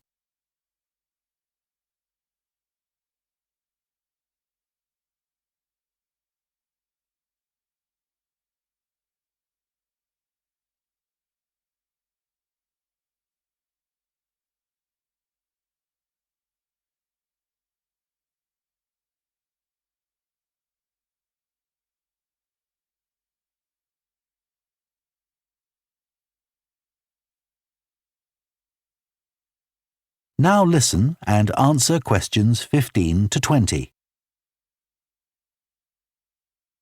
So next on the agenda is proposals for improvements to the recreation ground. Councillor Thornton again. Well, since we managed to extend the recreation ground, we've spent some time talking to local people about how it could be made a more attractive and useful space. If you have a look at the map up on the screen, you can see the river up in the north and the community hall near the entrance from the road. At present, cars can park between the community hall and that line of trees to the east, but this is quite dangerous for pedestrians, so we're suggesting a new car park on the opposite side of the community hall, right next to it. We also have a new location for the cricket pitch. As we've now purchased additional space to the east of the recreation ground, beyond the trees, we plan to move it away from its current location, which is rather near the road, into this new area beyond the line of trees. This means there's less danger of stray balls hitting cars or pedestrians. We've got plans for a children's playground, which will be accessible by a footpath from the community hall and will be alongside the river. We'd originally thought of having it close to the road, but we think this will be a more attractive location. The skateboard ramp is very popular with both younger and older children. We had considered moving this up towards the river, but in the end we decided to have it in the southeast corner near the road. The pavilion is very well used at present by both football players and cricketers. It will stay where it is now, to the left of the line of trees and near to the river, handy for both the football and cricket pitches. And finally, we'll be getting a new notice board for local information, and that will be directly on people's right as they go from the road into the recreation ground. That is the end of Part 2. You now have half a minute to check your answers to Part 2.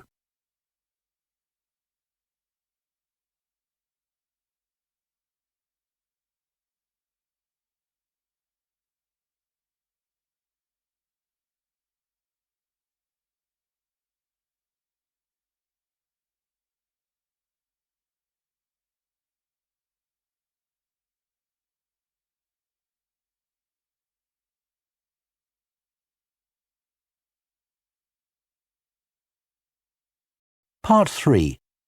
You will hear two urban planning students discussing bike-sharing schemes in different cities. First, you have some time to look at questions 21 to 24.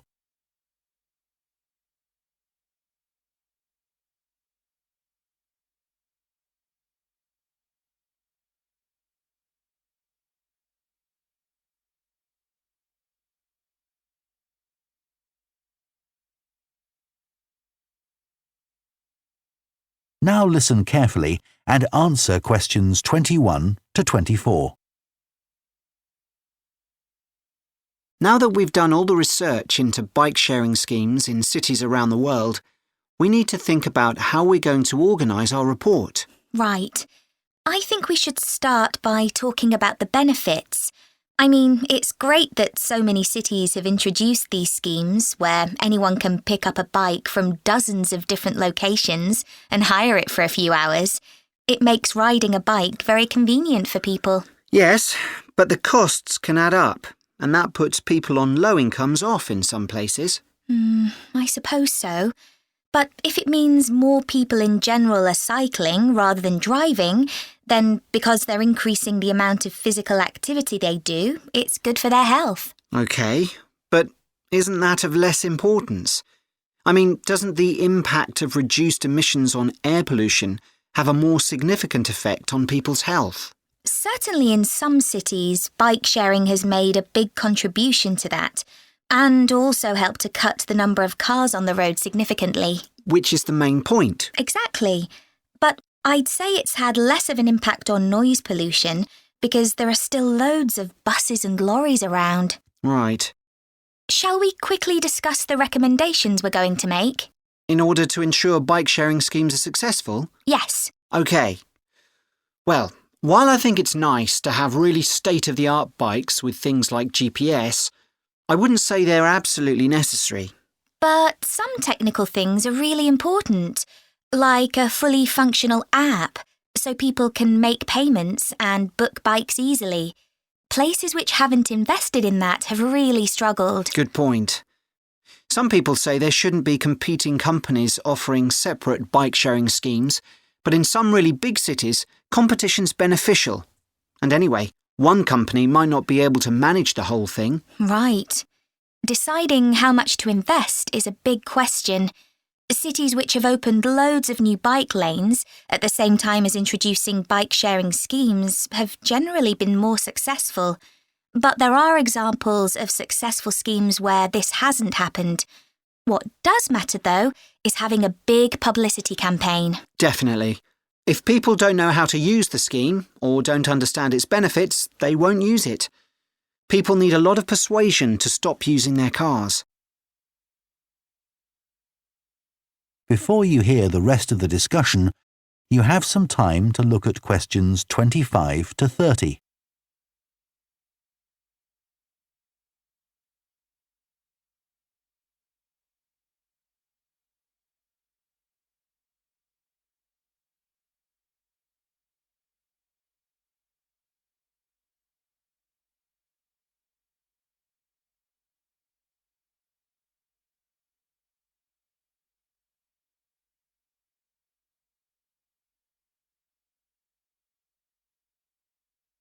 Now listen and answer questions 25 to 30.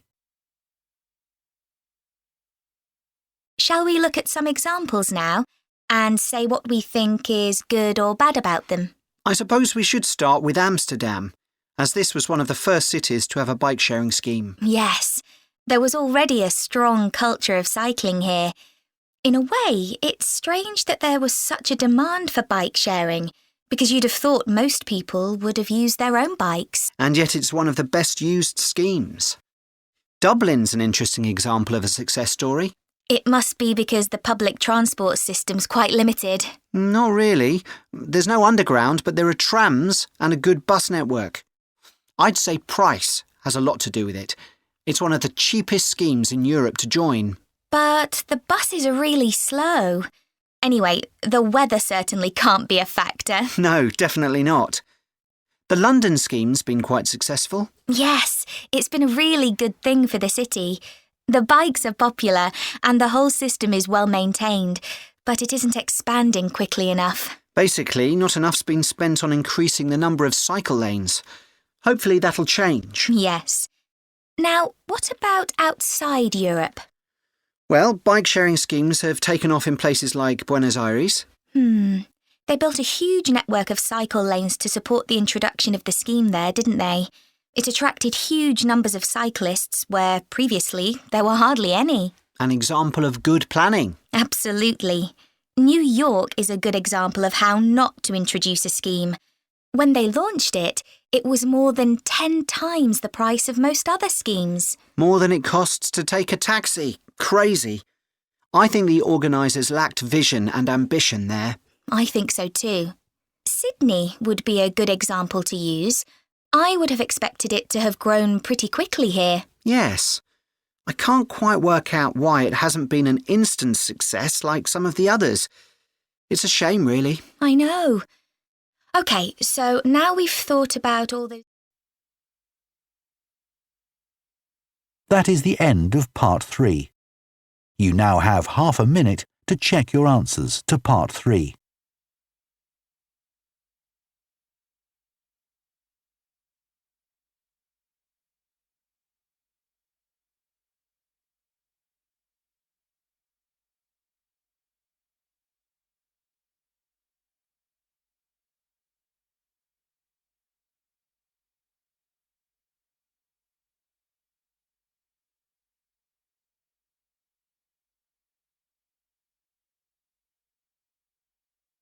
Part 4. You will hear part of an environmental science lecture about a large bird called the dodo, which is now extinct. First, you have some time to look at questions 31 to 40.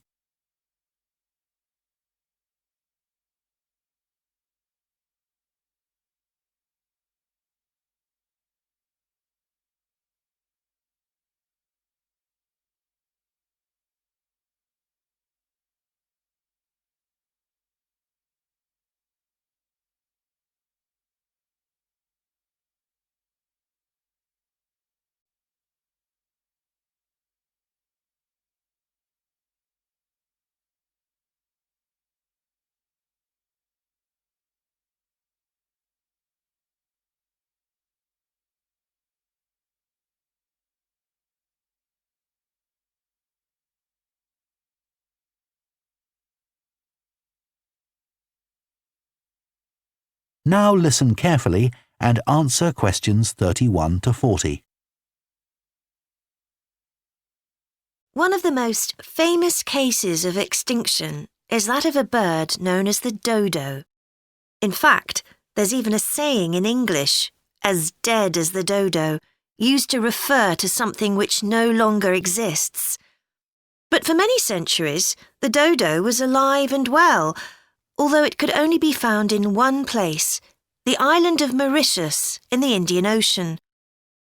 It was a very large bird, about 1 metre tall, and over the centuries it had lost the ability to fly, but it survived happily under the trees that covered the island.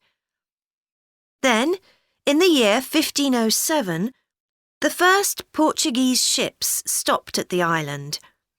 The sailors were carrying spices back to Europe and found the island a convenient stopping place where they could stock up with food and water for the rest of the voyage, but they didn't settle on Mauritius.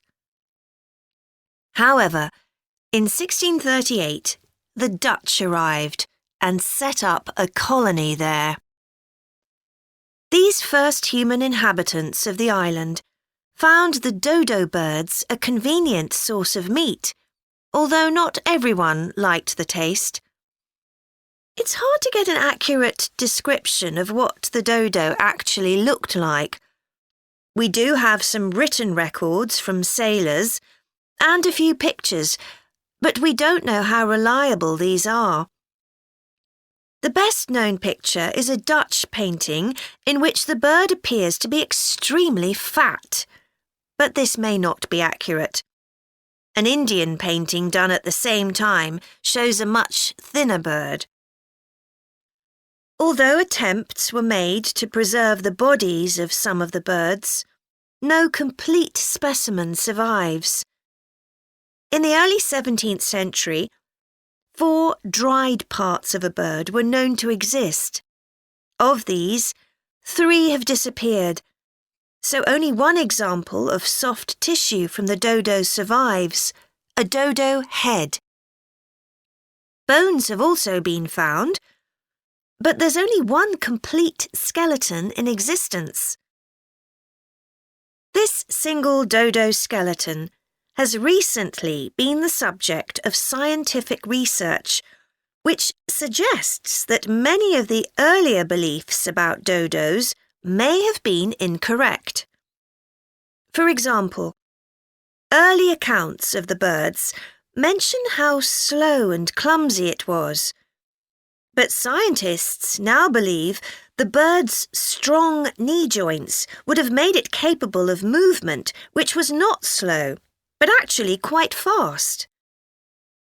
In fact, one 17th century sailor wrote that he found the birds hard to catch, It's true that the dodo's small wings wouldn't have allowed it to leave the ground, but the scientists suggest that these were probably employed for balance while going over uneven ground. Another group of scientists carried out analysis of the dodo's skull. They found that the reports of the lack of intelligence of the dodo were not borne out by their research, which suggested the bird's brain was not small, but average in size. In fact, in relation to its body size, it was similar to that of the pigeon, which is known to be a highly intelligent bird.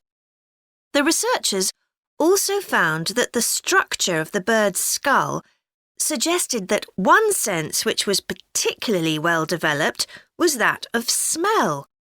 So the dodo may also have been particularly good at locating ripe fruit and other food in the island's thick vegetation.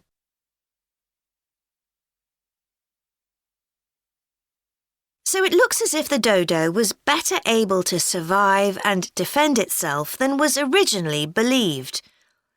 Yet, less than 200 years after Europeans first arrived on the island, they had become extinct. So what was the reason for this? For a long time it was believed that the dodos were hunted to extinction. But scientists now believe the situation was more complicated than this.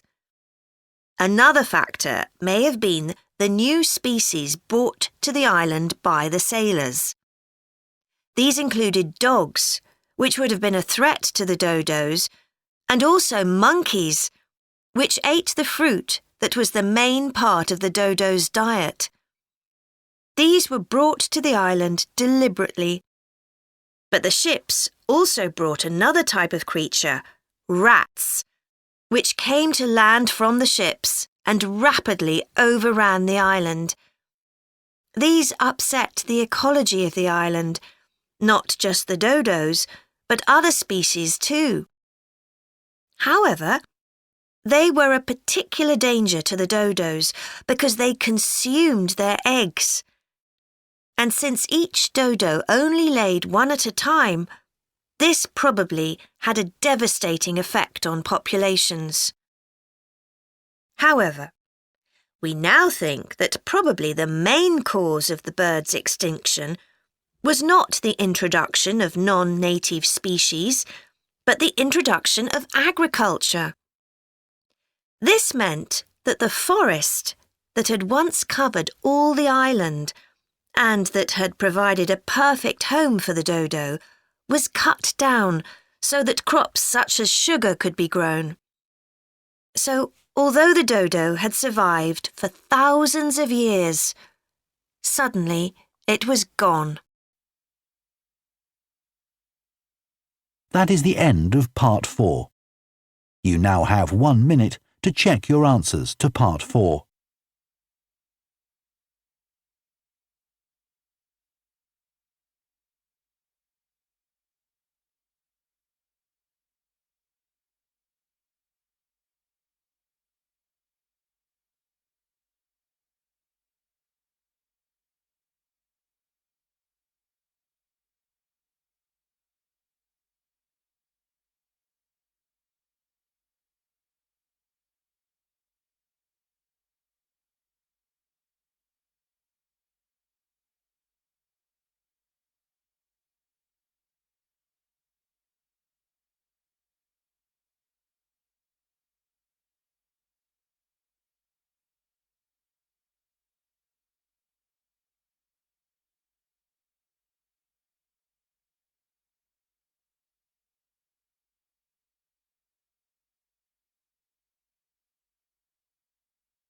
That is the end of the listening test. In the IELTS test, you would now have 10 minutes to transfer your answers to the answer sheet.